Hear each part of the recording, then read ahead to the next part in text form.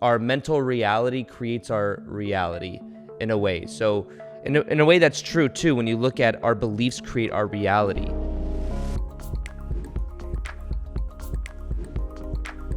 Something that completely shifted my life, and sometimes I hear and I see a lot of teachings on subconscious mind, how to change the subconscious mind, the subconscious limitations we have in our life is what holds us back. And in a way, I think that is true. That gets down to the deeper part of reality with, is reality all mind?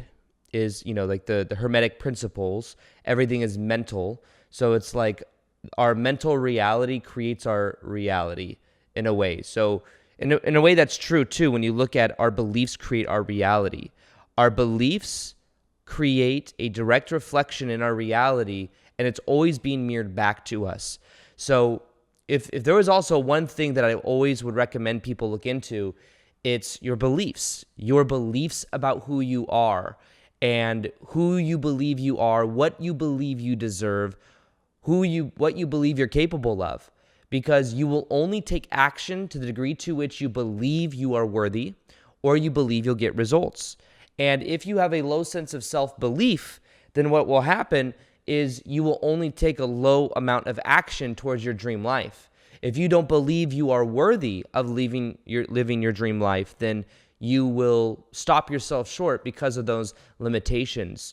So when I hear people talk about subconscious, and all subconscious really means is, think of like a submarine. Submarine is under the water. Think of the conscious mind, and the subconscious is under what we are aware of. So in a way that's true, because subconscious beliefs we are not aware of, are our limitation, because we believe that it is rigid. We believe this is the way reality is. If we have a subconscious belief that says that we are only, worthy of being in an abusive relationship or somebody that doesn't treat us right, then we will sabotage ourselves and end up in a reality that is equal to our belief, which says that I am only deserving of somebody that doesn't treat me well. So until we bring the conscious into the subconscious into the conscious, it is true, I guess, that the subconscious beliefs run most of our life. And based on meaning, it does get kind of heady, because the meaning we give shit is what we get out of it. Everything has no built-in meaning other than the meaning we give it. And it's funny, I was recently doing this 21-day magnetic love challenge on I went live for 21 days in a row, and I'm going to talk about that because that had a very powerful effect on me shifting my own identity and my future self. Knowing my future self is and contains me doing more live events. One reason I did this 21-day magnetic love challenge was because I wanted to go live 21 days in a row to really wire it in that I go live. And this just ended yesterday. And it was a lot of energy to hold space for over 600 to 800 people every single day live, 21 days in a row. It was a lot of energy. It was a virtual live event. And it turned out to be very magical. I thought that I was going to go live for like 20 minutes a day. Never did we go live for less than like an hour. It was like an hour a day, 21 days in a row. 800 people, 3,700 people in this group, so people watching after it was live, and it became very magical, which was really cool. But in that experience as well, I got to help bring people through a process to shifting their identity, to shifting their reality, and it was very interesting to see, because based on the way people saw themselves, they would have breakthroughs around just becoming aware of some subconscious beliefs, One of the things we did one of the days was just write down what are our beliefs and stories. Another word for belief is story. What are our stories about love? What are our stories about the kind of person we believe we deserve to have in our life? What are our stories around masculine and feminine energy? What are our stories around relationships? These stories, until we become aware of them, will run most of our life, if not all of our life.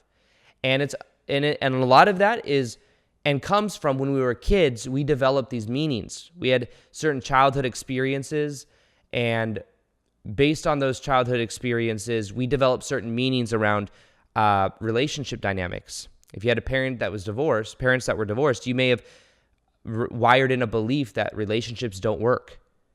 That what's the point of anything long term? You may have wired in that maybe there's something wrong with me if my parents divorced. As little kids, we internalize the whole world. So it's like there's some level of shame, something wrong with me, because otherwise, why would my parents divorce? It must have been my fault. And that then becomes a underlying meaning, an underlying belief that we carry into our future relationships, where we see the pain that comes with being in a relationship, and we start to expect that. If we don't get that, then we sabotage it. Or if we do get that, we think that's normal. So a big part of this process of bringing people through this, I've seen so many people, I saw hundreds and hundreds of people shift their identity over the course of 21 days. And that's why I wanted to make this episode, to share also how I did that. I shifted my identity in major ways over the last year, over the last 3 years, and over the last 10 years. Consciously, some of it consciously. But a big part of this has to do with shaping meaning. Our ability to shape meaning is our ability to change our stories, is our ability to change our life. Because we are living according to a script, on an autopilot of what has felt comfortable since childhood. And we just keep living that way because it's familiar. And up until, and many of I've shared my story so many times on YouTube and podcasts if you've been listening for a while. But one of the biggest shifts I had was I was just talking about this the other day when it comes to Adderall, having ADHD, that's an identity. Having ADHD is an identity. And there's a lot of shame that comes around this identity, because when you have ADHD, one of the things people told me a lot was, what's wrong with you? What's wrong with you? Why do you have so much energy? And then I would look at it and be like, I don't know. What is wrong with me? Why do I have so much energy? And of course, a lot of that energy was ungrounded. But after the divorce of my dad and my ex-stepmom, for 7 years, 7 to 15, I wasn't really allowed to have a personality. Wasn't allowed to have friends. I was normally doing yard work or locked outside while my dad and my ex-stepmom were at work. And we had to sneak food, weren't allowed to watch TV, had to earn going to school activities, would a lot of times get them taken away. And after 15, my dad divorced my ex-stepmom. All of a sudden, I'm able to have a personality. And then out comes this like caged animal. So all of a sudden, I'm very loud.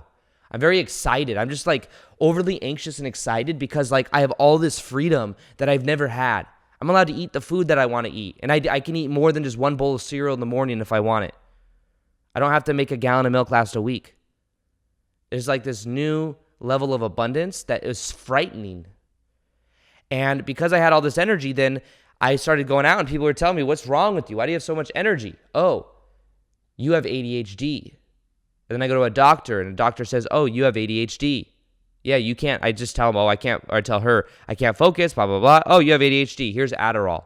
The prescription of Adderall is literally like legal meth. It's literally, it will make you release a whole bunch of serotonin or a whole bunch of dopamine, but then you crash afterwards. So after I was 18, 19 years old, I got hired at Nordstrom's in women's shoes. I'm working there, and I'm taking Adderall during the day so that I can get by. And there was this whole identity around having ADHD. But then something interesting happened.